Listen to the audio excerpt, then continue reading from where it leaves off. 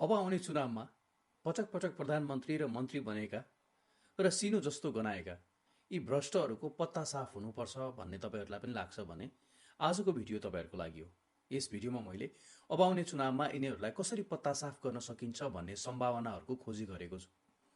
यो भिडियो यति सेयर गरिदिनु होला कि हरेक नेपालीहरूको मोबाइलमा यो भिडियो पुगोस् र यी सम्भावनाहरूको बारेमा सबैलाई जानकारी होस्। आउनुहोस् आजको भिडियो सुरु गरौँ। नमस्कार, यहाँहरू सबैजनालाई स्वागत छ। सुरुवात गरौँ जेन्जी पुस्ताबाट। प्रिय जेन्जीहरू, 2-4 लिटर पेट्रोलको लोभमा आफ्नो बुवा आमाले मेहनत गरेर कमाएर किनिदिएको मोटरसाइकल वा स्कुटर लिएर कुनै पनि पार्टीको र्यालीमा नजानुहोला। भ्रष्टहरूले भ्रष्टाचार गरेर कमाएको पैसाले किनेको पेट्रोल हालेर उनीहरूको अघिपछि जिन्दाबाद र मुर्दाबादको नारा लाएर हिँड्नु भनेको ती 70 जना भन्दा बढी शहीद जेन्जीहरू र घाइते जेन्जीहरूको सपनामा त्यही पेट्रोल हालेर आगो लगाउनु जस्तै हो। अब कुरा गरौँ जेन्जी पुस्ताको दाई र दिदीहरूको बारेमा।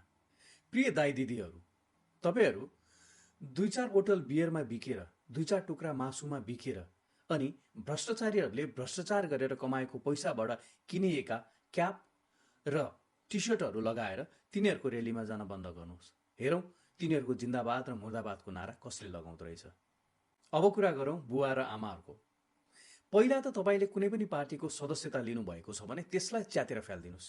त्यसको अब कुनै पनि काम छैन। र अर्को कुरा, पार्टी कार्यालयमा गएर सबैभन्दा ठुलो झन्डा लिएर आएर सबैले देख्ने आफ्नो घरको छानोमा बाँध्ने काम बन्द गर्नुहोस्। किन भन्दा त्यसको कुनै औचित्य छैन। ती पार्टीहरू कुहिएर झरिसकेका छन्। र हजुरबुवा र हजुरआमाहरूले हामी त जन्मजातै त्यही पार्टीको, हाम्रो त बाजेदेखिबाट त्यही पार्टीलाई भोट हालेको भन्न छोड्नुहोस्। अनि 2-4 हजार भत्ताको लोभमा लट्ठी टेक्दै टेक्दै तिनै भ्रष्टहरूलाई भोट हाल्न नजानुहोस्। म एउटा कुरा यहाँहरूलाई जानकारी दिन चाहन्छु, तपाईँहरूलाई भत्ता कुनै पार्टीले दिने होइन, यो सरकारले दिने हो र यो सरकारको नीति अन्तर्गत छ। जुनसुकै पार्टीको सरकार आए पनि तपाईँले पाउने अधिकार तपाईँहरूले अवश्य पाउनुहुनेछ।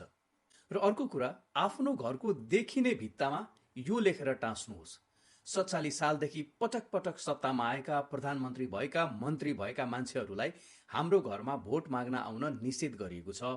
कृपया हाम्रो आँगनमा नटेक्नुहोला भनेर लेख्नुहोस्।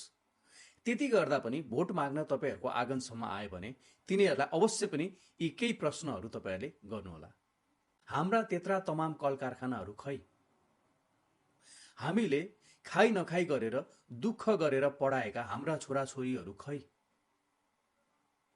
अस्पताल खै? औषधि खै? लिपुलेक र कालापानी खै?